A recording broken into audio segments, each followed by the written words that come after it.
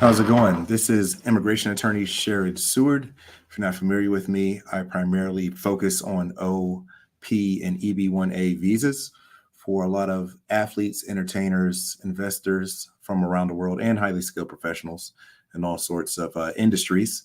But with doing so many of these visas, we can see patterns. And I must say that not only us, but there are a lot of immigration attorneys out there, even with H-1Bs, that are having major issues with USCIS and filing fees.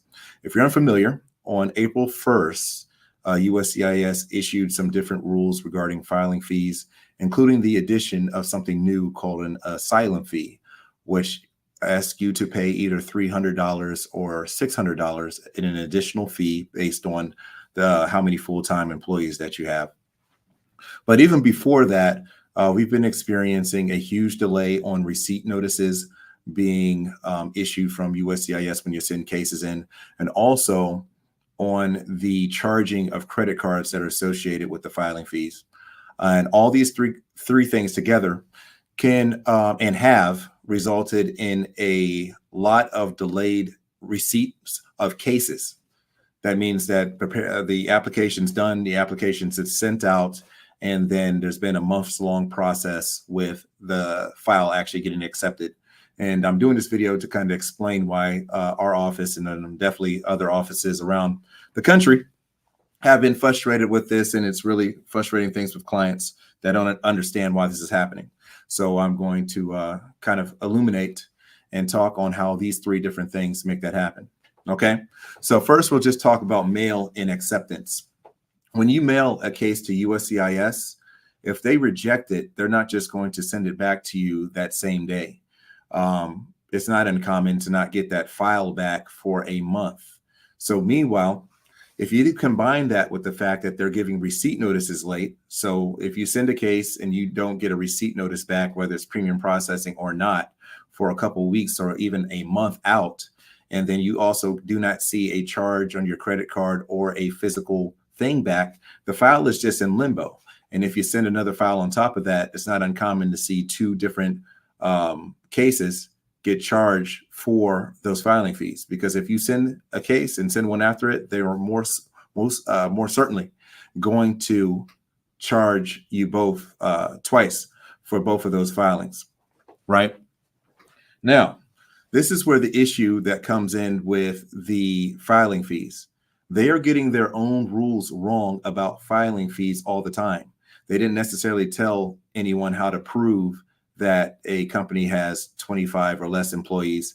And sometimes even when you do, they still send it back erroneously when everything was done properly. So when that happens, you're looking at a month to 2 month maybe notice of that happening. Now, here's another problem. Sometimes they'll say that the credit card couldn't be charged. Now, here's the thing.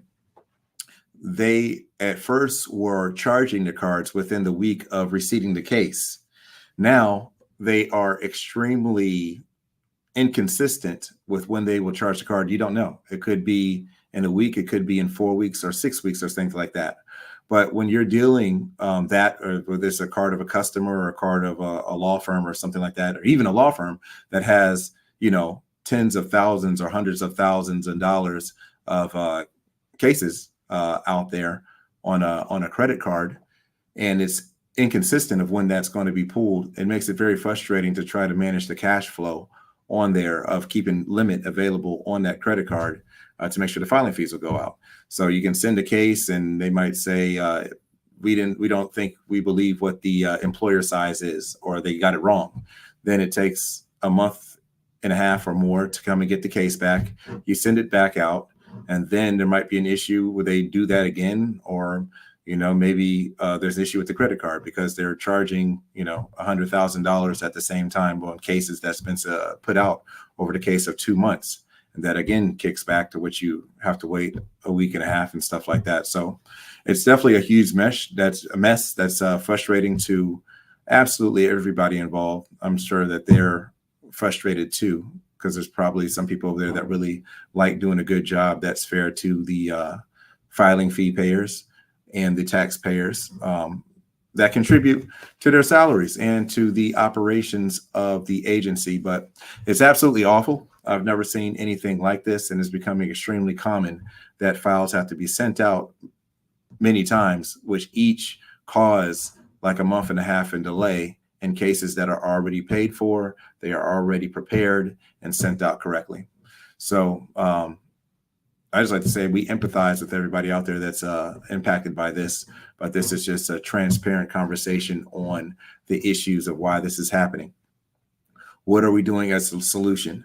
One is we're talking to other immigration attorneys, and attorneys are talking to us about how to be sure to get consistent adjudication on the size of the employer. It may become the case to where we just file everybody as a large employer to avoid having the cases sent back over the $300 or so, $300, $400 in additional cost that it takes to do that. We are also